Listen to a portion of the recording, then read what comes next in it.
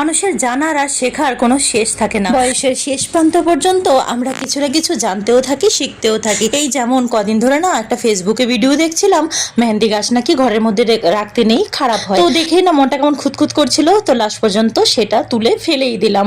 Hello everyone, good morning. সকালবেলায় বাচ্চা কাচ্চাকে Maggi ট্যাগি করে দিয়েছিলাম, ওটা খেয়ে দিয়ে আজকে ওর বাবা দুপুরে খেতে আসবে না, তাই ভাবলাম কি করব। আর ওর বাবা যদি না আসে না, একদম রান্না করতে ইচ্ছেই করে না। তো ঘরে একটু চিকেন ছিল, ওদের জিজ্ঞেস করলাম কুকারে শর্টকাটে বিরিয়ানি করে দিই, তো বললো হ্যাঁ। সব মশলাপাতি দিয়ে চালটা দিয়ে ভালো করে ভেজে টেজে কুকারে বসিয়ে দিলাম, আর খেতে ভালোই হয়েছিল। টেস্টি শর্টকাটে বিরিয়ানি। আসলাম খেয়ে দিয়ে দুপুরের পরে ব্যালকনিতে, আর এই গাছটা এতটা নিচে লাগিয়েছিলাম, ওটা বের করতে করতে আমার আর আমার মেয়ের তো একদম বেহাল হয়ে গেছে। ভীষণ যুদ্ধ করে মা মেয়েতে তারপর ওটা বের করে এই বড় টপটার মধ্যেই ভাবলাম কি যে কারি পাতা গাছটা লাগিয়ে দিই, তাহলে ভালো হবে। তারপর ব্যালকনিটা একদম জল টল দিয়ে ক্লিন করে চলে আসলাম।